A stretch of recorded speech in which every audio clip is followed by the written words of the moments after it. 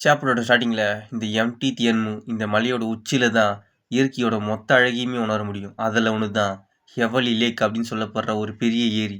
அதுக்கப்புறம் இன்னொன்னு ஹைட்டாவும் அழகாவும் இருக்க தனித்துவமான ஒரு பெரிய மரம். அந்த மரம் பொளந்து ஒரு குகை மாதிரி உருவாகுது. அதுக்குள்ள இருந்து நம்ம ஹீரோவும் அவனோட சபார்டினேட்ஸும் வராங்க. அதுக்கப்புறம் நம்பர் ஒன்னும் என்ன சொல்றாருன்னா, அந்த கொள்ளைக்காரங்களாம் இங்க வர்றதுக்கு முன்னாடி நம்ம இந்த பொட்டியை இங்க புதைச்சிட்டு இந்த மரத்தோட ஒரு கிளியை உடைச்சிட்டு நம்ம இங்க இருந்து ஓடிடுவோம்.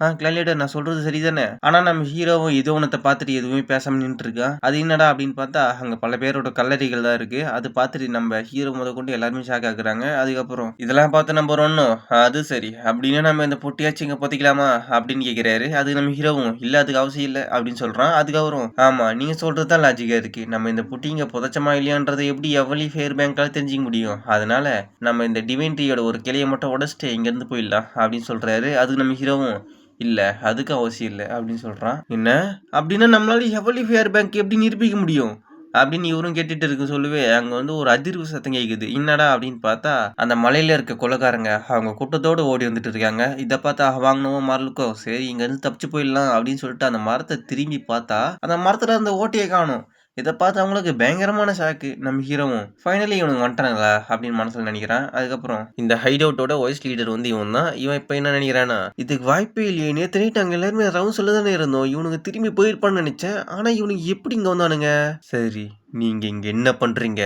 எல்லாருமே சண்டைக்கு தயாராகுங்க, இங்க இருந்து ஒருத்த தப்பிக்க கூடாது அப்படின்னு இவனும் சொன்ன உடனே எஸ் சார் அப்படின்னு சொல்லி இவனுங்களும் சண்டை தயாராகிறாங்க. நம்ம ஹீரோ சபார்டினேட்ஸும் சண்டைக்கு தயாராகிறாங்க. இப்ப நம்ம ஹீரோ என்ன யோசிக்கிறானா, இவனுங்க எல்லாருமே ஜெனித் ரேங்க்குக்கும் மேல தான் இருக்கானுங்க. இவனுங்க 40 பேர் வந்து ஜெனித் அட்வான்ஸ்டு ரேங்க்ல இருக்கானுங்க. அதுக்கப்புறம் அங்க இருக்க அந்த பாஸ்டர்ட் வந்து டிரான்சிஸ்டன்ட் ரேங்க்ல இருக்கான். எனக்கு தெரிஞ்சு அவன் தான் வாய்ஸ் லீடரா இருக்க வாய்ப்பு இருக்கு. இவனுங்க எல்லாருமே ஸ்ட்ராங்கா தான் இருக்கானுங்க அப்படின்னு நம்ம ஹீரோ சொல்றான். அதுக்கப்புறம் எவ்ரி ஒன் ஸ்டாண்ட் பேக் அப்படின்னு சொல்லிட்டு ஒருத்தன் வந்து குதிக்கிறான். இதை பார்த்து நம்ம ஹீரோவும் சடனா சிங்கத்தோட கர்ஜனை கேக்குது.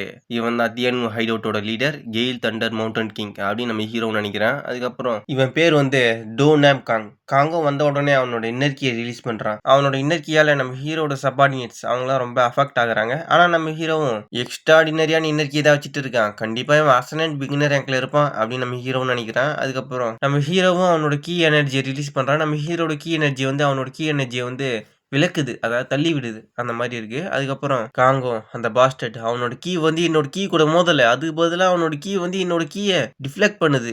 என்ன ஒரு இன்ட்ரஸ்டிங் ஃபெல்லோ அப்படின்னு காங்கும் சொல்றாரு. அதுக்கப்புறம் காங்கோட இன்னர் கீ எனர்ஜிய நம்ம ஹீரோ தனியா நின்னு தடுக்கிறத பார்த்த நம்பர் ஒன்னும் நாங்களும் அவங்களும் சண்டை போட்டா கண்டிப்பா நாங்க செத்துருவோம். அதனால நான் என்னோட முரிம் யூனியன் பேரை பயன்படுத்திட்டா. ஆனா இந்த சியோ செட்டஸ் அந்த கொலைகாரங்க கிட்ட இருந்து நான் தப்பிக்க முரிம் யூனியன் பேரை பயன்படுத்தினேன் அப்படின்னு தெரிஞ்சிச்சுன்னா நான் கண்டிப்பா என்னோட வாழ்க்கை முழுக்க அவமானத்தோடு தான் வாழ வேண்டியதா இருக்கும். ஆனா மார்லுக், ஹவாங்னோ, யூஜினூன் இவங்களோட உசுருக்கு முன்னாடி என்னோட மரியாதைலாம் ஒரு மேட்ரே இல்ல அப்படின்னு நம்பர் ஒன்னு நினைச்சிட்டு இருக்கும்போது நம்ம ஹீரோவும் நான் யூஜினூன் பிரேக் இன் கமிஷன் கிளானோட லீடர் அப்படின்னு சொல்றான் காங் கிட்ட. அது காங்கும் அதுக்கு இப்ப என்ன பண்ண சொல்ற, அந்த மோசமான புட்டியை புதைக்கி தானே நீயும் வந்திருக்க, அப்படின்னா நீயும் மோசமானதுதான், உன்னோட பேரை தெரிஞ்சுக்க எனக்கு ஒன்றும் ஆர்வமா இல்லை அப்படின்னு காங்கும் சொல்றாரு. அதுக்கு நம்ம ஹீரோவும் எதுவும் பேசாம அவனோட கையில இருந்த அந்த புட்டியை தூக்கி போடுறான். இதை பார்த்த காங்கம் அவனோட டெலிகைனிஸ் பவர் யூஸ் பண்ணி அந்த புட்டியை பிடிக்கிறாரு. இதை பார்த்த நம்பர் ஒன்னும் இது கீ டெலிகைனிஸ் தானே, இது அசனன்ட் ரேங்க் ரீச் பண்ணவங்களால மட்டுமே யூஸ் பண்ணப்படுற ஒரு ஸ்கில் அப்படின்னு அவனும் நினைக்கிறாங்க. அதுக்கப்புறம் பேராசை உங்க கண்ணை மறைச்சிடுச்சு, நீங்க இங்க உள்ள வந்ததே ஒரு மிகப்பெரிய பாவம், அதுக்கான விலையா உங்க உயிரை நீங்க கொடுத்தாகணும் அப்படின்னு காங்கம் சொல்றாரு. அதுக்கு நம்ம ஹீரோவும் சீனியர் நீங்க ஏதோ தப்பா புரிஞ்சிட்டு இருக்கீங்க போல. அதுக்கு அவரும் நான் என்ன தப்பா புரிஞ்சிட்டு இருக்கேன் அப்படின்னு கேட்கிறாரு. அது நம்ம ஹீரோவும் நான் இங்க வந்தது ஹெவலி ஃபேர் பேங்கோட கமிஷனை ஃபுல்ஃபில் பண்றதுக்கு ஒன்றும் இல்லை அப்படின்னு நம்ம ஹீரோவும் சொல்றான். அதுக்கு அவரும் என்ன அப்படின்னு கேட்கிறாரு. அது நம்ம ஹீரோவும் நான் இங்க வந்தது ஒரு விஷயத்த சொல்ல மட்டும்தான் அப்படின்னு சொல்றான். அதுக்கு அவரும் இன்னும் ஒரு கேவலமான காமெடி, உன்னோட வார்த்தைகளை யூஸ் பண்ணி இங்க இருந்து தப்பிச்சலாம் நினைக்கிறியா, முதல்ல தேவையில்லாம பேசுறது நிறுத்திட்டு உன்னோட சோடேடு அப்படின்னு அவரு சொல்றாரு. அது நம்ம ஹீரோவும் வேற வழி இல்ல போல. சரி, உங்க ஜூனியர் ஒவ்வொரு 10 ரவுண்டு உங்க கூட தாக்கு பிடிச்சானா, அந்த ஒவ்வொரு 10 ரவுண்டுக்கு ஒரு முறை நான் சொல்றதை நீங்க கேட்கணும் அப்படின்னு நம்ம ஹீரோ ஒரு கண்டிஷனை வைக்கிறான். அதுக்கு காங்கும் அப்போ என்னால ஒரு வார்த்தை கூட கேட்க முடியாது போல. ஃபூல், உன்னை ஒரே ஸ்ட்ரைக்ல முடிக்கிறேன்டா அப்படின்னு சொல்லிட்டு ஒரு மின்னல் வேகத்துல நம்ம ஹீரோ அட்டாக் பண்ண போயிட்டு இருக்காரு. போயிட்டு இருக்கும்போது டிவைன் ஃபிஸ்ட் ஆஃப் த கேலி தண்டர் அப்படின்னு சொல்லிட்டு ஒரு பயங்கரமான அட்டாக், பல கைகள் வந்து நம்ம ஹீரோவை அட்டாக் பண்ற மாதிரியான ஒரு அட்டாக் யூஸ் பண்ணி நம்ம ஹீரோவை அட்டாக் பண்றாரு. நம்ம ஹீரோவும் அந்த அட்டாக்கை தடுக்க முடியாம தடுக்கிறான். இதோட இந்த சாப்டர் முடியுது.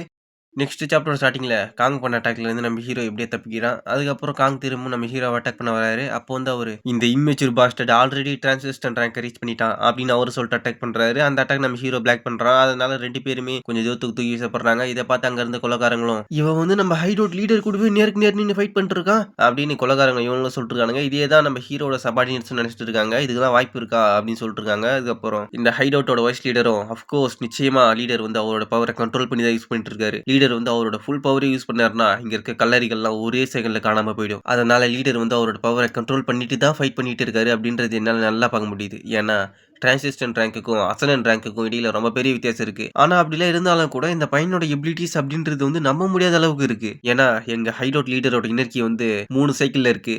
அதாவது ஒரு சைக்கிள் அப்படின்னா 60 வருஷத்துக்கு உண்டான இன்னர் கீ அங்க வச்சுட்டு இருப்பாங்க. அதுவே 2 சைக்கிள்னா 120 வருஷத்துக்கு உண்டான இன்னர் கீ அங்க வச்சுட்டு இருப்பாங்க. அதுவே 3 சைக்கிள்னா 180 வருஷத்துக்கு உண்டான இன்னர் கீ அங்க வச்சுட்டு இருப்பாங்க. இந்த மாதிரி அப்படியே போயிட்டே இருக்கும். இப்படிலாம் இருக்கும்போது அவர் பண்ற அட்டாக்கை இவன் எந்த டேமேஜ் இல்லாம தடுக்கிறானே, அதுதான் என்னால நம்ப முடியல அப்படின்னு சொல்லிட்டு இருக்காரு. அதுக்கப்புறம் காங்கோ எனக்கு தெரிஞ்சு இவங்கிட்ட குறைஞ்சபட்சம் 2 சைக்கிளுக்கு உண்டான இன்னர் கீ இருக்கணும். இவனுக்கு வந்து ஒரு 20, 25 வயசு தான் இருக்கும். இவங்கிட்ட எப்படி இவ்வளோ இன்னர் கீ அப்படின்னு அவரும் கொஞ்சம் ஷாக் ஆகிட்டு நம்ம ஹீரோவை தூக்கி போட்டு மிதிக்கிறாரு. அதுக்கப்புறம் நம்ம ஹீரோவை இன்னும் யோசிக்கிறானா, டோன் ஆம் காங், நீ நான் எக்ஸ்பெக்ட் பண்ணதை விட ரொம்ப ஸ்ட்ராங்கா இருக்க.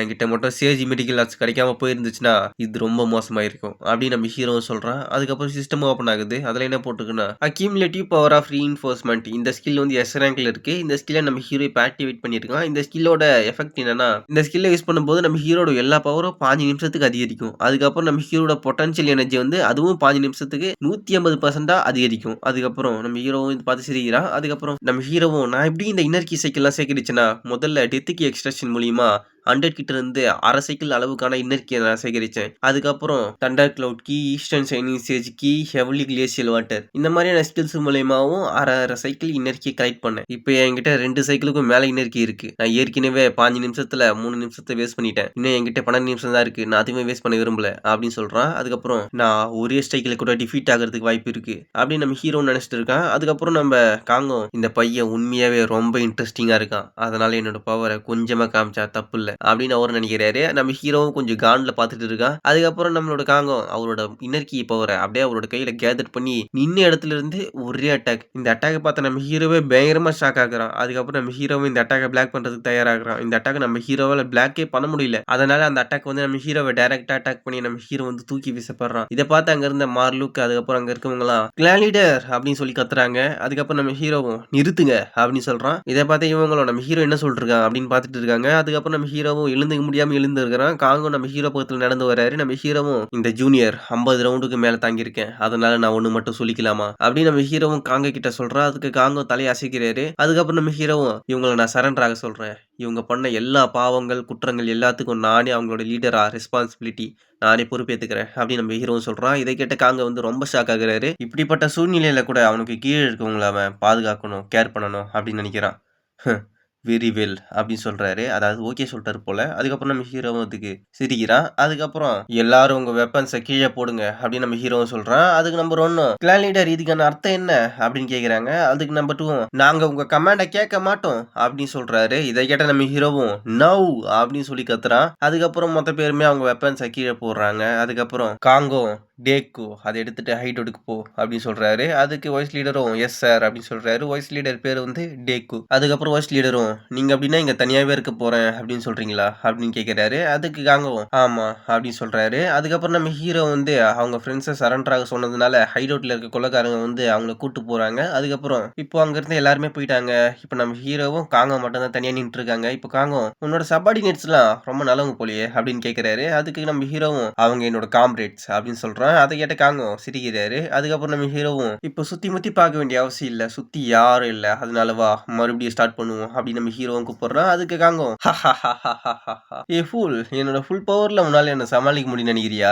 சரி அதை விடு, இந்த பொட்டிக்குள்ள ஒண்ணுமே இல்ல, இந்த பொட்டி எம்டியா தான் இருக்கு, அது தெரியுமா உனக்கு? உன்னை அந்த மெர்ச்சன்ட் நல்லா ஏமாத்திட்டான். அந்த பைத்தியக்காரன் மத்தவங்களை சாகடிச்சு அவன் செத்த அப்புறமும் இந்த உலகத்தை கலாச்சிட்டு இருக்கான் அப்படின்னு காங்க வந்து யார் சொல்றாருன்னா அந்த ஹெவலி ஃபயர் பேங்க் ஓனர் அவர் தான் சொல்லிட்டு இருக்காரு. ஏன்னா அவர் தானே இந்த கொஸ்டியை உருவாக்குனாரு. அதுக்கப்புறம் காங்க என்ன சொல்றாருன்னா அதுக்கப்புறம் நீ உன்னோட சபார்டினேட்ஸை கூப்பிட்டு இந்த மலையை விட்டு ஓட்டுரு. ஏன்னா அடுத்த ஜென்ரேஷனை லீட் பண்ண போற ஒருத்தனை பார்த்ததுனால நான் இதை இத்தோட மறந்துடுறேன் அப்படின்னு காங்கம் சொல்றாரு. இதை கேட்ட நம்ம ஹீரோவும் இல்ல முடியாது அப்படின்னு சொல்றான். அதுக்கு அவரும் டேய் முட்டாள், நீ என்ன வந்ததுல இருந்தே கடுப்பேத்திட்டு இருக்க. உனக்கு நான் கிளி பிள்ளைக்கு சொல்ற மாதிரி பொறுமையா தான் விலைக்கு சொல்லிட்டு இருந்தேன். ஆனா உனக்கு இன்னும் புரியலையா? அந்த சல்லி சில்லற காசுக்கு ஆசைப்பட்டு நீ எங்களையே உன்னோட எதிரியாக்கிக்க விரும்புறியா அப்படின்னு சொல்லிட்டு அவரோட பவரை ரிலீஸ் பண்றாரு. அது மூலியமாவே அங்க பயங்கரமான பிரஷர் கிரியேட் ஆக ஆரம்பிக்குது. அதுக்கப்புறம் நம்ம ஹீரோவும் இன்னும் ஒரு இன்டென்ஸ் பிரஷர், நான் சீக்கிரமாவே பேச ஆரம்பிக்கணும் அப்படின்னு நம்ம ஹீரோவும் மனசுல நினைச்சிட்டு வெளியே 60 வருஷத்துக்கு முன்னாடி அப்படின்னு நம்ம ஹீரோவும் சொல்ல ஆரம்பிச்ச உடனே அவரும் அவரோட பவரை, அதாவது காங்க அவரோட பவரை கேன்சல் பண்ணிடுறாரு. அதுக்கப்புறம் நம்ம ஹீரோவும் ஒரு புகழ்பெற்ற அறிஞரோட குடும்பத்துல ஒரு பையன் பிறந்தான். அவன் தான் அந்த குடும்பத்திலேயே பெரிய பையன். அவன் வந்து வளர்ந்து கவர்மெண்ட் எக்ஸாம்ல பாஸ் பண்ணான். அதுக்கப்புறம் அவன் ஒரு பொண்ணை லவ்வும் பண்ணான். அந்த பொண்ணு கிட்ட போயிட்டு இவன் நான் உன்னை கல்யாணம் பண்ணிக்கிறேன் அப்படின்னு சொன்னான். ஆனா அந்த பொண்ணு வந்து ஒரு விவசாய குடும்பத்தை சேர்ந்த பொண்ணு.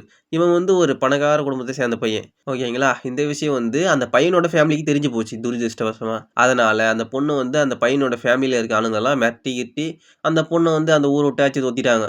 இத தெரிஞ்சுக்கிட்ட அந்த பையன் வந்து அவங்க ஃபேமிலில இருக்கிறவங்க எல்லாரையும் நாக்கு புடிக்கிற மாரி கேட்டு அந்த பையன அவங்க ஃபேமிலி விட்டு போயிட்டான். அதுக்கப்புறம் அந்த பையன் வந்து அந்த பொண்ண ரொம்ப டீப்பா லவ் பண்ணியிருப்பான் போல. அதனால அந்த பொண்ண வந்து அவனோட காலே உடையிற அளவுக்கு தேடுனான். அதுக்கப்புறம் தான் அவனுக்கு ஒண்ணு புரிய வந்துச்சு. நம்ம இப்படியே தேடுனா நம்மளோட லவ்வர கண்டுபிடிக்க முடியாது அப்படின்னு சொல்லிட்டு. அதுக்கு அளவிட முடியாத அளவுக்கு பணம் தேவைப்படும் அப்படின்றதையும் அவன் உணர்ந்தான். அதுக்காக அவன் வந்து ஒரு பைத்தியக்காரனாட்டம் சம்பாதிக்க ஆரம்பிச்சான். அவன் சம்பாதிச்ச எல்லா பணத்தையும் அந்த பொண்ணு தேடுறதுக்காக மட்டுமே யூஸ் பண்ணான். ஆனா அந்த பொண்ண பத்தி ஒரு சின்ன க்ளூ கூட அவனுக்கு கிடைக்கல. அவனோட காலியான இதயத்தை யாராலையும் நிரப்ப முடியல. அதனாலேயே என்னவோ தெரியல, அவன் எல்லா அசாதாரணமான விஷயங்களையும் செஞ்சான்.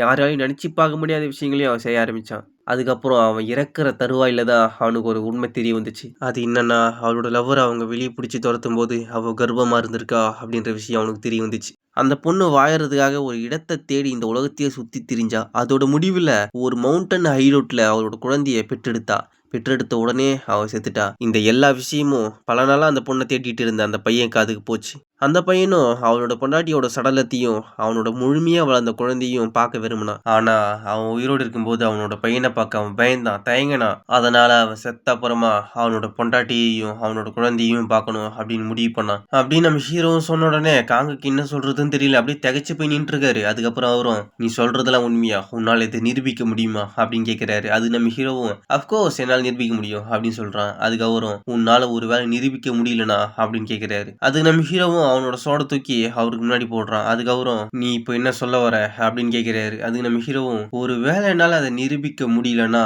நீங்க என்ன அந்த நொடியை கட் பண்ணலாம் அப்படின்னு சொல்றான். இதோட இந்த சாப்டர் முடியுது. தேங்க்யூ, பாய்.